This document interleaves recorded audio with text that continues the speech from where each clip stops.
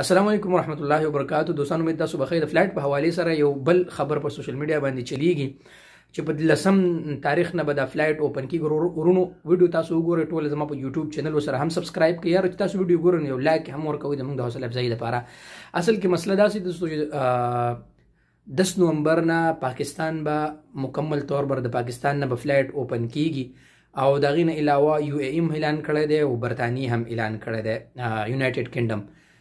سعودي عرب فی الحال اس اعلان نه دی کړی د حوالې سره چې کله اعلان وشو دوستانو ګوره نه د ګا کار نه دی کم چې د سعودي عرب د ایرپورټونو انتظامات سنبالي. دا کار د چا دی دوستانو؟ دا کار د هغه چا دی نو دا د ګا کار نه دی دوستانو. هغه صرف مطلب د ایرپورټونو انتظامات سنبالي. دا د سعودي وزارت داخله او د سعودي وزارت صحت کار دی ورونو. دا خلک هسې دروغ وایي د الله نه یېرېږي. لهذا ورونو چې کله هم داسې مصدقه خبر راغی نو موږ به تاسو سره شیر کړو. تاسو په خپله د په ټویټر باندې وګورئ او هلته به تاسو ته پته لګي. لهذا داسې اعلان نه دی شوی دوستانو.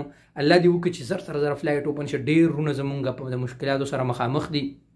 نو انشاءالله ورونو چې داسې قسمه څه اعلان وشو د خیره سره، نو انشاءالله موږ به تاسو سره د خیره سره ټول نه اول به تاسو سره په خپل پیج باندې شیر کم، په ټویټر باندې، په انسټاګرام باندې، فیسبوک باندې، په ټول باندې به تاسو سره انشاءالله شیر کم. لهذا دا کم خلکو چې دا یو خبر کړی دی د دې هیڅ قسمه دغه نشته او دا په دروغ باندې مبني خبر دی.